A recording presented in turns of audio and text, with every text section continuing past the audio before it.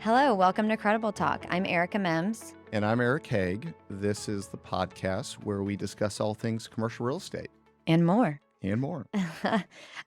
We all know that commercial real estate is a fast paced industry. And Eric and I kind of sitting back talking, discussing, okay, what do we want to chat about during our next podcast? And we kept coming back to the theme of relationship building and mentoring, just because it's been such an impactful aspect of our careers over the last several years.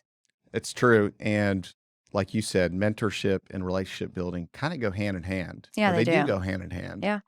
And it's very safe to say that we wouldn't be where we are in our careers today without great mentors along the way. Hmm. Certainly, this is not done on a solo basis. And, there's a lot of things that we learn from various people along the way. Yeah. So, okay, you start. Tell us who has been one of your biggest mentors. My dad. Well, I know that's is cute. yeah. No, my dad has definitely been my biggest mentor. He's been my biggest mentor. I know he's been my siblings' biggest mentor too, but my dad is always well, first off, my dad is a lawyer by trade, and so by virtue of just being a lawyer by trade, he has always preached, honesty and integrity to the utmost degree, and when I graduated from college, I think my dad knew that if he didn't do something and point me out in the right direction, that I was probably gonna veer off into a trouble Were lane. you going to go rogue, Uh, maybe? I may have gone a little bit rogue. So my dad actually was nice enough to write a letter for me as I entered the workforce, and to this day, I have that letter, in my email. I've kept it, and I refer back to it at times, and, I That's actually cool. looked at it the other day, and it just reminded me of such great tips that he had provided. That's cool. Well, what were a few of the really impactful things that he mentioned in that letter? Well, he said a lot. A couple things that I picked up were one was basically approach all things with a long-term perspective. My dad was he's always been a man of the process, and I think early on in someone's career, it's easy to get tangled up in the making short-term decisions that might benefit you today. For sure. But if you actually calculate what the long-term impact of those decisions might look like, then you might not make those decisions. And it was always something on the forefront of my mind was, okay, it may not be the best monetary gain for me to be in this role or that role, but for me to take on something that's going to help my career for the future is a far better thing for me to do. And so Hmm. that was one. And the other really just being honest and transparent and always acting with integrity so that almost as if you were going to run for public office. Oh, Right? And yeah. Okay. I know that's a little bit serious, but if you were gonna run for public office They and you find know how all the things dirt. that's why most people don't run for public office, is because things get dug up. Yeah, And you have to almost act like, those things could get dug up, decisions that you made, the statements that you made, how you operate, and just to keep that in the back of your mind as you're navigating early on in your career, just your entire career is I think important. yeah, for sure. Those are very valuable and also spoken like a true attorney. So, Spoken like a true yeah, attorney, that's awesome to yes. have early on in your career. And I think it's very just true in general. There's a lot of gray areas in all businesses, really. And, you might not be remembered for something good that you did, but people are definitely going to remember when you do something bad. It does not matter what industry you're in, there's always opportunities there's not everything is black and white, Totally. right? And Yeah. so there's always gray areas like you mentioned. There's always spots where you can fudge a little, Yeah, where you might be able to, you know, gain a little bit here or there, be a little dishonest, and it's so important to avoid at all costs those things. Self-dealing, and dishonesty are serious are serious indiscretions that people never forget. for sure. Okay, so enough about me. It's your turn, Erica. What about you? So you grew up in this business at an Hmm. early age, right? Right. Who guided you, and what did you learn from that person? Yeah. Well, I feel like I've had a handful of mentors over the course of my career so far, but my best mentoring experience was really right out of college. I got hired at Peloton. I immediately got teamed up with Trevor Franke. Um, and Who, by the way, for those that don't know Trevor, he's a great leasing broker, yeah, and he's got a reputation for just He has incredible follow-up and yeah. transactional abilities. For sure, and so I was teamed up with him immediately, and basically I shadowed him for years. We went everywhere together. We were in on tours together and meetings together, sitting on client calls together, really everything, and that just really allowed me to jump in and learn the business so quickly, which I feel like that level of mentorship is very rare in today's world because everything is moving so fast. It's hard to step back and take that time to really put all of that effort and energy into someone that you're mentoring. So I'm extremely thankful for that. Um, I think he taught me many things along the way. And really, one of the biggest ones is the value of being efficient and the value of responsiveness. I think everyone thinks of That's responsive. where you get your efficiencies from then. Yeah, yeah. I mean, everyone thinks they're responsive, right? But most people aren't. That's true. Like, answer the phone call. Um, you get an email and you know the answer, but respond to it as soon as you get it. Like, brokers and your clients value that. Don't sit on it for 24 hours. I think that all seems very basic, but it becomes something that's very valuable to others that you're doing business with. Too often sitting on information, taking too long to get back to people, Yeah. it can show a lack of interest, Yeah. and it those are things that can affect deals. There's many times I have to go back and remind myself of these things also though, because, you can kind of get, like, stuck in the rut. But another thing, be humble, and at the end of the day, you're providing a service for your client, and Trevor would always say, "Wake up every day like you're unemployed and earn that business back day in and day out." And so, you're getting rehired every single day by your client, so be humble and provide them the best service possible. I couldn't agree more with that. Yeah. So, I think the list could go on and on and on. Um, These are great mentoring tips that you're providing everybody right now. Thanks. So, would you say I'm your mentor, Eric? Um, yes, of course. Okay, Yeah. thanks. That helped my ego. What do you mean? You don't have an ego? Nope. But what I think is interesting, I could list so many other things that I've learned and, habits that I've put in place, but our mentorship experiences have been very different. So mine were very transactional focused. Yours were really relationship focused. I mean, you were in the business development side forever. And so it's all about relationships Yeah, forever, and it still is forever. all about relationships. Yeah, no, I love the topic of relationship building, that goes hand in hand with what my, most of my career has been, right? Hmm. And, I was fortunate to get to work alongside a guy named David Snyder Yeah. for about 10 years, We and all know David. David's just a sales phenom, a He business development is. phenom, and he's got a great legacy. Yeah. And David really took me by his side, kind of similar to what you were describing with Yeah. Trevor. And David spent endless hours with me on a daily basis. And like you said, you don't see that very often anymore. People are too busy to contribute their time to other folks, as they did in our cases. And we're really grateful for that. I am certainly For grateful for sure. what David was able to help me out with. Well, okay. I mean, David is a character within himself. So give us a few of his pointers that he had for the relationship building. I could probably write an essay on David's pointers because they go from, 0 to 1,000.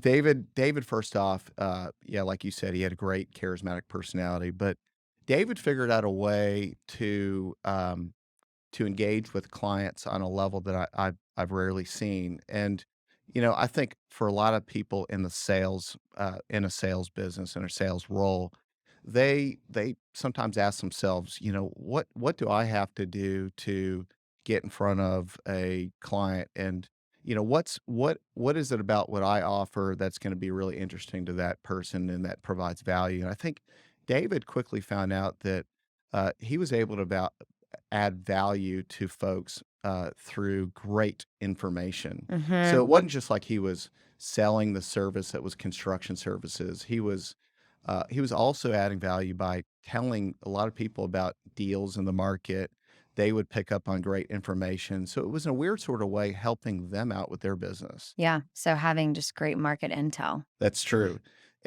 Other things, David was a big, networker, is a big networker, and he'd go to a lot of functions and banquets and whatnot, and he always had a few pointers with how to network within those arenas. I know, because you can have a lot of people standing around, and then you're like, "Wait, who do I go to? How do Yeah. I meet the person that I really wanna talk to?" Yeah, So so I would show up as a young guy, I would show up and I'd just kinda stand there, that's so yeah. and I'd be like, "Oh, do I have to talk to this person or that person? Can I go find the corner of a room somewhere?" But David kinda grabbed me by the side and said, "Okay, alright, so one tip is, stand at the base of the at the escalator. Stand at the Okay. base of the escalator or at the base of the elevator.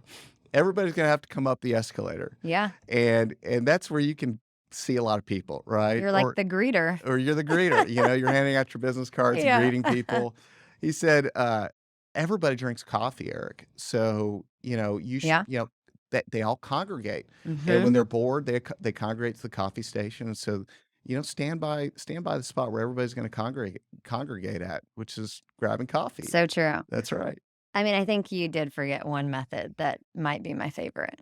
Oh, well, oddly, he I always don't know if said it's my favorite. it's probably It's not the your favorite. most interesting. He also did say a lot of people like to make excuses and leave these meeting rooms, go out to use the restroom, and so, one of his things was standing outside the restrooms to try to I you mean, know, hopefully intercept before. intercept before. Yes. So, no, but he was great. Yeah, I mean, there's an art to building these meaningful relationships over time, and he obviously has built great relationships and really, put that information in front of you at an early age. And so talk about I mean, you have a really good thought process even when you go to, like, lunches or dinners with people.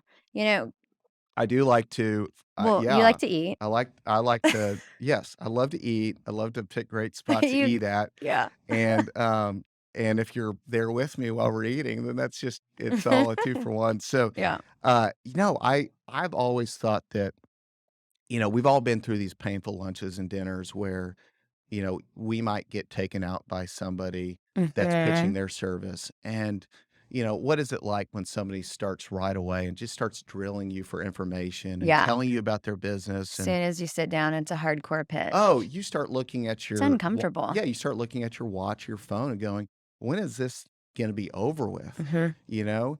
And I think what I learned over a lot of those mistakes was to focus more on the person during lunch or during the dinner or during a cocktail, and to focus on getting to know them better. And even if I already know them, just keep it more on a personal level. Yeah. And then, at the end, when the bill comes, I think that's always a good turning point because then at that point, they know that the meal's almost over. There's an end point to this lunch. Yeah. And you might order a cup of coffee and ask if they have a few minutes for a cup of coffee. And then people generally kind of free up and talk about what you want to actually talk about, Yeah. which is business a lot Yeah. of the time. So I feel like that's always been a good way to navigate those lunches and dinners. And Yeah. I mean, I agree with that. And, people want to, it's easier when you get to know people on a personal level, when you can talk about their kids or you can talk about, hey, such and such won their game on Saturday this past week, things like that, that you can continue to connect on well into the future. so true. The other thing that I've learned just being in the business is that it is so important to focus on your peer class. Hmm. Early on, when I was getting going in business development, I was trying to get together with the top industry brokers who were 30 years my senior, and they really didn't want anything to do with Yeah. me, They're like, but they were oh, the ones that had their name on all the best business in town. yeah. And you know, one one gentleman I worked with said, don't forget about your peer class because in 10 or 15 years, if you've really built great friendships and relationships with those folks, even if today they're not, transacting at the level that would be meaningful for our business, one day they will be. And I think it's really important for folks to really kind of build that network of friends in their age range Yeah. as they're getting going. For sure, and I mean, you're seeing that be beneficial today. Yeah, absolutely. And just one other topic, not to be on the soapbox too much, but uh, I think unconditional relationships. Mhm. Yep. I think people pick up really quickly when you call them because they have a piece of business that you could have, or they're the busiest client potential in town, and you call on them and you build a relationship. But all of a sudden, when they don't, and you stop talking with them or stop meeting with them and stop working that relationship, Yep. they realize you're only in it for the business. Right. And so it's really important to build those unconditional relationships. And some of my best relationships that I built have been when a client was out of a job even, and nobody was talking with them, right? Yeah. And they really needed help at the time. And you're a friend for the long run, and I think it's important to be there for folks, at those times as well. Yeah, no, that's so true. And talking about just these different ways of building relationships and just relationships in general, there's one person that keeps like popping into my mind, and it's Steve Van Amburg. He's not so bad at building relationships, No, is he? I mean he's pretty good. He's so Steve Van Yeah. Amburg, the CEO of KDC, he is the master of relationships. He is so great at cultivating and creating these relationships, and these relationships really have longevity. And okay, I'm horrible. I'm going to say it right now. I am just horrible at remembering names. Steve is the I've never seen anyone better at remembering Yeah, people's he's names. he's unique, and he's incredible. Steve, when I first met Steve, Steve knew, he obviously knew my name, right? So That's going a in, that plus. was a That's a plus. I was very grateful for that, but Steve also knew where I went to school. Uh-huh. He knew what my interests were. He knew my family. He knew what my siblings did for a living. And incredible thing about Steve is he really does his due diligence and research on everybody he meets with. He does. It's And then incredible. and generally speaking, the first 5 minutes, I mean, he's probably the best at, uh, engaging with somebody and really making them, uh, understand that he's somebody that they can trust right Mhm. out of the gates. Yeah. He's the quickest at building rapport of anybody I've seen. Well, I mean, doing this upfront early research, you can create a connection so much sooner, So that's probably one big aspect of how he's able to do that. So Steve is definitely somebody that we'll continue to learn from over our time at KDC. For sure. And this brings me back to our original discussion on mentors, because if you think about it, it's really never too late to get one or be one. No, for sure. And one of the most important elements of mentoring is how the mentor mentee relationship evolves over time. It can be very beneficial personally, professionally, and can become really helpful in networking as well. So one thing that I thought was really interesting, a stat that I saw was in 2021, 65% of people who were already employed said they were looking for a new job. 65% of people who have a job are looking for a job. Is that a That's an incredible statistic. that is incredible, and I have multiple questions about this, but is one, okay, this was in 2021, right? Is this because everyone, or in many instances, people are at home working and they don't have a connection or a relationship that they feel strongly about within their company? I think you just answered your own question. Thank you. I think it's fair to say that when you're physically disconnected from your colleagues, your managers, leadership, uh, you tend to be more open to new opportunities. Yeah. And so therein lies the difficulty for employers to make sure that their employees are engaged as much as possible when there is some sort of hybrid work, where there is a level of remoteness, which is, again, it requires employers to look at how mentoring and engagement happens, uh, day to day. Yeah, and they should be looking at mentoring as an aspect of their employee retention plan. Okay, so 65% of people are looking for a job, right? Which this becomes very expensive. So if they get a new job, then US businesses lose close to $1 trillion each year on employee turnover. That is quite expensive Uh, and substantial. it is very, very substantial. So, to think that this can be just done over virtual calls. Absolutely not.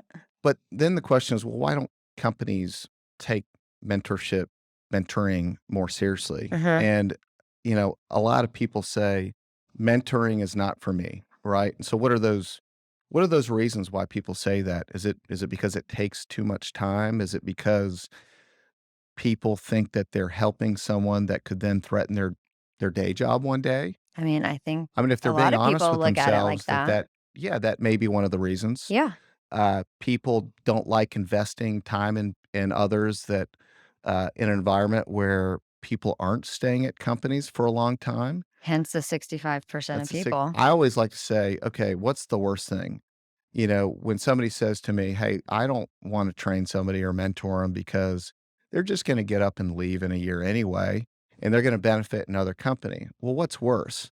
If you don't mentor somebody and they end up staying at your company, or if you mentor somebody and they end up leaving? I think it's worse to have Yeah. somebody stay at You your just taught company your who's not. competitor. That's right. But to be a mentor, it's not just a fly by night thing. You have to be purposeful in it to have an impact. It's it's true that it m first off, mentoring can be not just from the manager to one of their direct reports. In fact, in many cases, the best mentoring that I've seen happen over the years has been people that don't work for them. Yeah.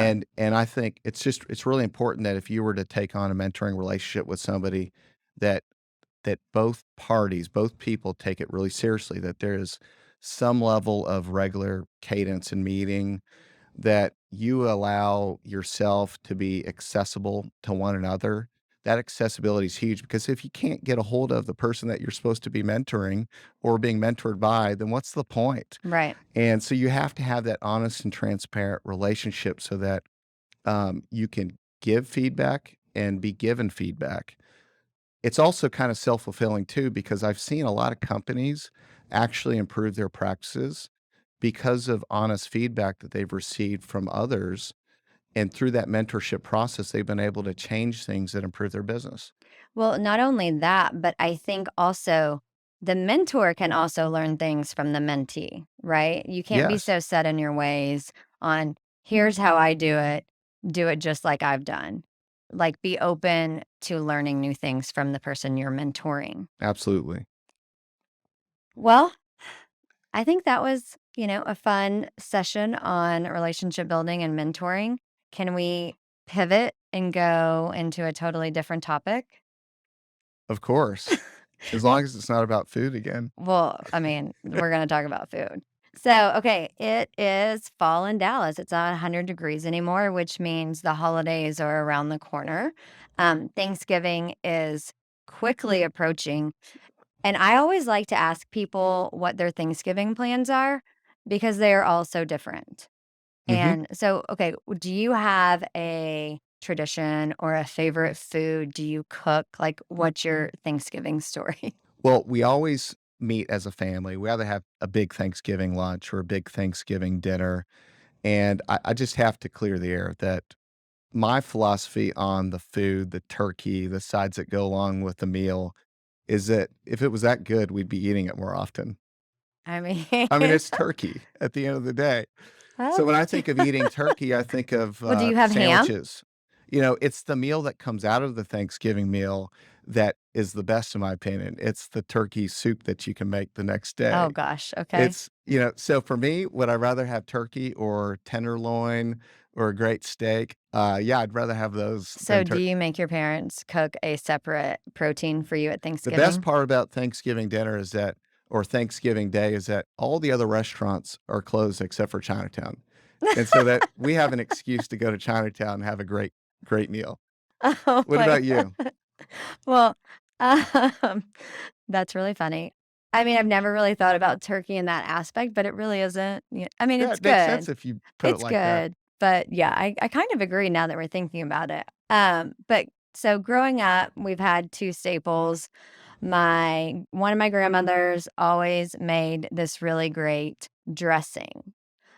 I don't know how you make it, and I honestly don't necessarily know the difference between dressing and stuffing, but I'm told it's dressing, and now my mom makes it.